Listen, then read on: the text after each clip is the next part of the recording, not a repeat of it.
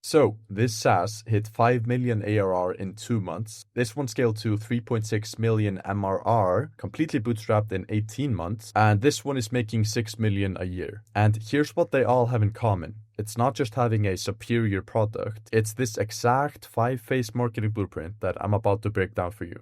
After working with multiple SaaS companies and seeing what actually works versus just what looks good on paper, I've put together this step-by-step system that works whether you're starting from zero or already doing 6 figures. And so by the end of this video, you'll have a complete framework, the same one these companies use to scale. And I guarantee that you'll discover at least 2 to 3 strategies that you haven't seen before. So yeah, grab a coffee and let's get into it. All right, so here's the thing. This entire blueprint revolves around 5 phases. And each phase builds on the last one. But phase 5 is actually my favorite one that I think not a lot of you guys have heard of before. So make sure you watch to the end of the video for that one. Now, this is a bit more B2C heavy, but B2B founders, there's still massive value for you. Now, phase 1. Before we get into the marketing and distribution, we have to optimize the funnel. And so we're starting with something that a lot of founders actually overlook, which is just the basic company Instagram. You've probably over-optimized your website a lot,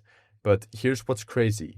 In 2025, when someone hears about your SaaS, especially if you're targeting anyone under 30, they're not going straight to Google. They're checking out your social media first. Because just think about it, 17-year-olds aren't typing your company name into Google. They're searching Instagram, TikTok, checking you out socially. And if they can't find you, or even worse, they find you and it's not optimized, that's just lost conversions before you even get started. And you don't even need to overcomplicate it. Just have a clear and short bio plus a CTA, which is going to be a link to the product. And then you have some story highlights in this order that sell the product. Obviously, you can tweak this a bit if you want. And then, of course, optimize the feed itself as well. I recommend using the pinned post option in Instagram, where you can pin the post at the top of your feed. And one of those ideally should be a how-to video explaining how your product works. And make sure you have at least like 6 to 9 feed posts so people can actually scroll a bit. And here's also a nice tip. In your story highlights, make the last slide link to a carousel post. So for example, when someone finishes viewing your testimonials, instead of bouncing, they get pulled into more content. And so you're extending their time in your funnel, which is obviously what you want. So yeah, once this is dialed in, then we move on to phase number 2, because everything we're about to do amplifies what we've already built here. Now, phase 2 is where we get serious about traction. And before we get into this, let me remind you of a truth that you've probably already heard before. It's that you can have the best product in the world, but if someone else has an okay product with better distribution, they win every single time. So let's get into it. We want cash. And the fastest way to traction in today's market is using influencer partnerships, but not the way that most people think. And so here's the system. Most people, they approach influencers wrong. They, want to do one post and then disappear. We don't want to do that. We want to build a long-term partnership with these influencers. So you should target influencers with consistent views. And one thing that people overlook is the comment section. So what you have to do is go into the comment section and see if people are actually engaged. Because a lot of the time, people can be influencers, but then the comment section is just laughing emojis, which we don't want, because that means that the people don't respect the influencer. And if you don't respect the influencer, then you're not going to buy the product that he's advertising. So make sure that the influencer has a really solid community of people or fans. So yeah, hit them up, get them on a 4 video per month retainer, and you should be paying around $2 to $3 per 1,000 views. So if they get you 1 million views, you pay them $2,000 to $3,000. So for someone averaging 300K views, that's, 1.2 monthly, which results in like 2.4K to 3.6K. But here's how you pitch it. You should never say $2 per 1,000 views. Say $2,000 for every 1 million views. It's the same math, but way more attractive. Now, I'm not gonna lie to you. This is pretty hard. You'll send hundreds of DMs and maybe get one reply. So definitely hit them up both on DMs and email. And also make sure you use your personal Instagram unless you have your company account optimized. Because if you only have like 2 followers on your company account, it's not going to look legit. So make sure you have some credibility to leverage. when it comes to content style, never make direct ads. Tell them to integrate it naturally into their normal content and tell them to put the product in the video within like the first 15 seconds, because these people's audiences, they follow them for their normal content, not for product pitches. Obviously, these influencers know this, so you don't really have to tell them usually. But yeah, just wanted to make that clear. Now, the next step is to plug in 5 to 10 UGC creators. UGC meaning user-generated content. And UGC creators are different from influencers. These are just normal people creating content for your brand.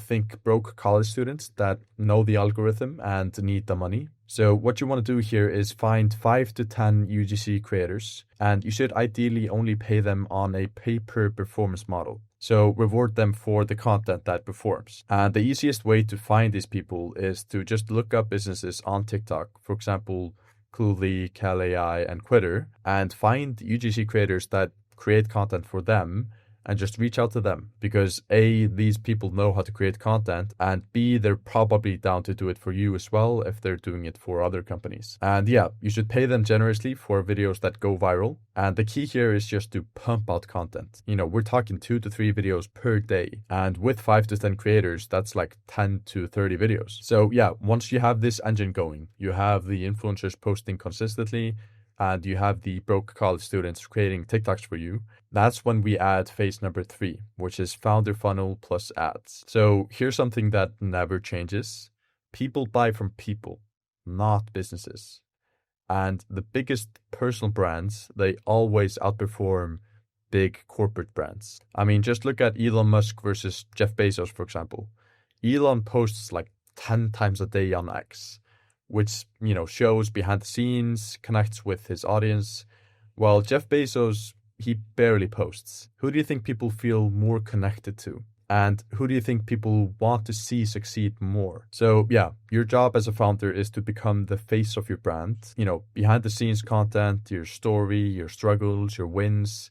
Just make people feel invested in you personally. Then you also want to launch paid ads and meta ads specifically. And you should focus on retargeting ads first here, because by this point, your Instagram has tons of content from your influencer partnerships, and you can retarget the people who've engaged and watched the majority of your content. So you can imagine that these people are already warmed up and they convert way more than cold traffic. But it's important to not start paid ads until you have the content machine working, because ads, they just amplify everything, and that's including a bad experience. So just get the organic content machine working first. All right, phase 4. Now, phase 4 is where we shift from growth hacking to building a real business. Because up until now, we've just been borrowing audiences, using other people's followers and platform paid ads to grow. And, that's great for early traction, but now we need to build our own audience, because we can't rely on borrowing an audience forever. Think Apple and Tesla.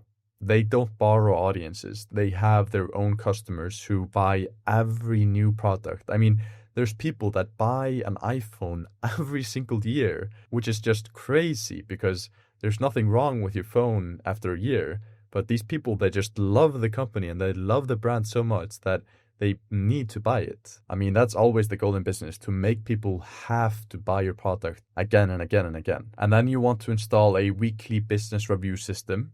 This isn't just for big companies. If you have 5+ employees, you need this. Amazon has been running this same weekly business review for 20+ years.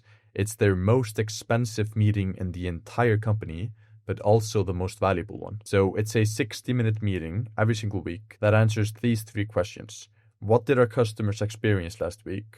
How did the business perform? And are we on track to hit our targets?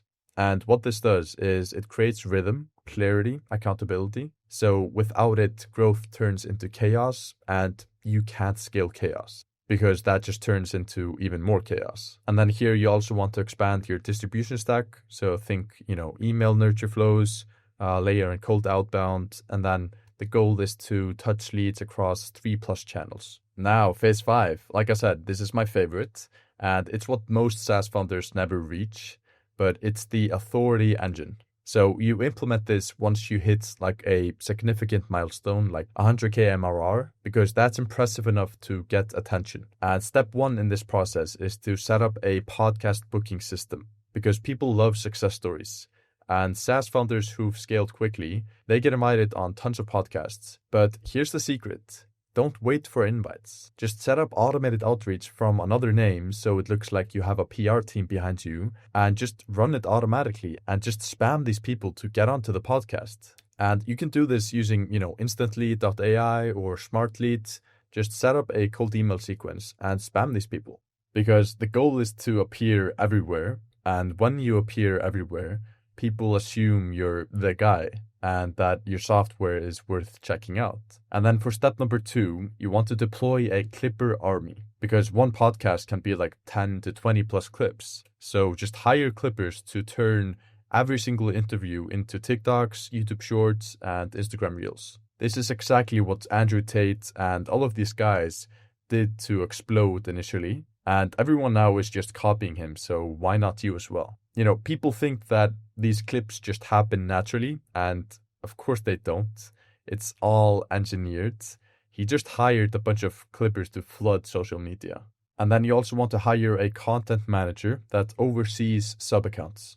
So your main account is the authority hub, and all of these sub-accounts with these clips, they all funnel down to the main account. And then on top of this, since you have the clippers, you can also create like faceless channels, for example, meme accounts, niche pages, and just really amplify this whole thing using these clippers and these sub-accounts. Now, it's obviously going to be a bit of a hassle for your content manager to manage all these people. So you need a really solid system in place to sync all the creators, clippers, and distribution. And then, of course, you want to be tracking the KPIs for your content, like how you track your KPIs for your product. So, views, saves, DMs, conversions, everything. Now, if your growth story is sexy, you can also layer in PR and press. So, for example, features in TechCrunch, Indie Hackers, or SaaS-specific blogs. And if you want, you can pay for these, but you can also just reach out and try to get them to feature you. All right, so let's wrap this up.